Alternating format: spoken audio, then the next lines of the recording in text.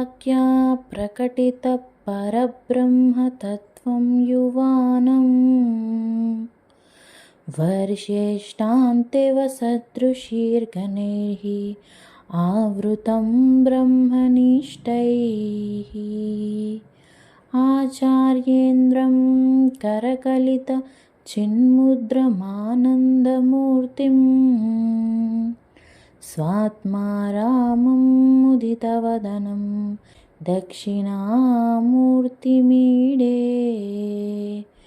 वटविटपि समीपे भूमिभागे निषन्नं सकलमुनिजनानां ज्ञानदातारमारात् त्रिभुवनगुरुमीशं दक्षिणामूर्तिदेवं जननमरणदुःखच्छेददक्षं नमामि। चित्रं वटतरोर्मूले वृद्धा शिष्या गुरोर्युवा गुरोस्तु मौनं व्याख्यानं शिष्यास्तु छिन्न संशयाः निधये सर्वविद्यानां भिषजे भवरोगिणां गुरवे सर्वलोकानां दक्षिणामूर्तये नमः। ॐ नमः प्रणवार्थाय शुद्धज्ञानैकमूर्तये निर्मलाय प्रशान्ताय दक्षिणामूर्तये नमः। ईश्वरो गुरुरात्मेति मूर्तिभेदविभागिने व्योमवद्व्याप्तदेहाय दक्षिणामूर्तये नमः। ॐ शान्ति शान्ति शान्तिः।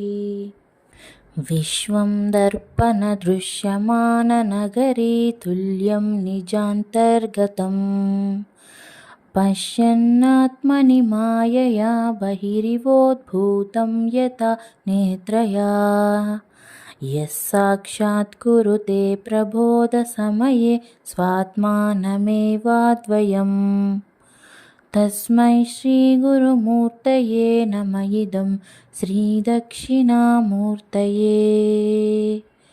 बीजस्यान्तरिवाङ्कुरो जगदिदं प्राणिर्विकल्पं पुनः मायाकल्पितदेशकालकलना वैचित्रचित्रीकृतं मायावीव विजृम्भयत्यपि महायोगी वयः स्वेच्छया तस्मै श्रीगुरुमूर्तये नमः। इदं श्रीदक्षिणामूर्तये यस्यैव स्फुरणं सदात्मकमसत्कल्पार्थकं भासते साक्षात् तत्त्वमसीति वेदवचसा यो बोधयत्याश्रितान् यः साक्षात्करणाद् भवेन्न पूरणा वृत्तिर्भवाम्भोनिधौ तस्मै श्रीगुरुमूर्तये नमः। इदं श्रीदक्षिणामूर्तये नानाच्छिद्रघटोदरस्थितमः दीपप्रभाभास्वरं ज्ञानं यस्य तु चक्षुरादिकरणाद्वारा बहिः स्पन्दते जानामीति तमेव भान्तमनुभात्येतः समस्तं जगत् तस्मै श्रीगुरुमूर्तये नमः। इदं श्रीदक्षिणामूर्तये देहं प्राणमपीन्द्रियाण्यपि चलां बुद्धिं च शून्यं विदुः स्त्रीबालां दजडोपमात् स्वहमिति भ्रान्ता वृषं वादिनः मायाशक्तिविलासकल्पितमः व्यामोहसंहारिणे तस्मै श्रीगुरुमूर्तये नमः। इदं श्रीदक्षिणामूर्तये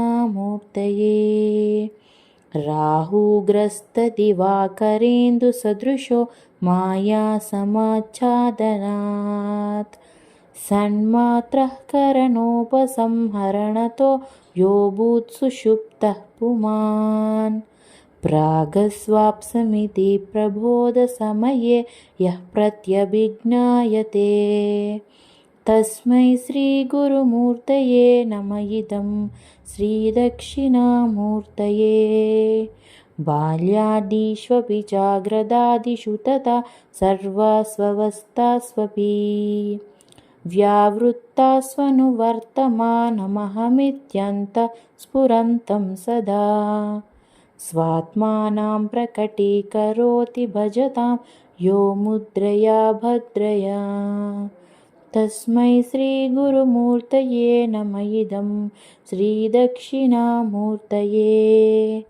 విశ్వం పశ్యతి కార్యకారణతయా స్వస్వామి సంబంధతః శిష్యాచార్యతయా తథైవ పితృపుత్రాధ్యాత్మనా భేదతః స్వప్నే జాగ్రతి వాయ ఏష పురుషో మాయా పరిభ్రామితః తస్మై శ్రీగురుమూర్తయే నమ ఇదం శ్రీదక్షిణామూర్తయే భూరంభాంస్యనలోమ్నిలోంబరమహర్నాథో హిమాంశుః పుమాన్ ఇత్యాభాతి చరాచరాత్మకమిదం యస్యైవ మూర్త్యాష్టకం నాన్యత్ కించన విద్యతే విమృశతాం యస్మాత్ పరస్మాద్ విభో తస్మై శ్రీగురుమూర్తయే నమ ఇదం శ్రీదక్షిణామూర్తయే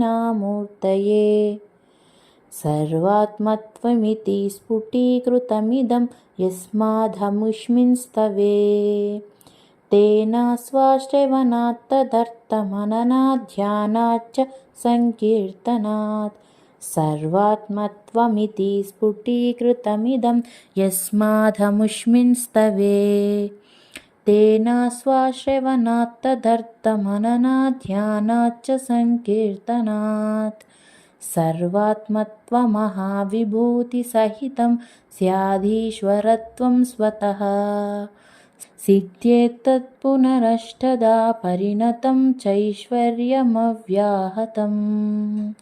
ఇతి శ్రీమచ్చంకరాచార్య విరచిత దక్షిణామూర్తి స్తోత్రం సంపూర్ణం.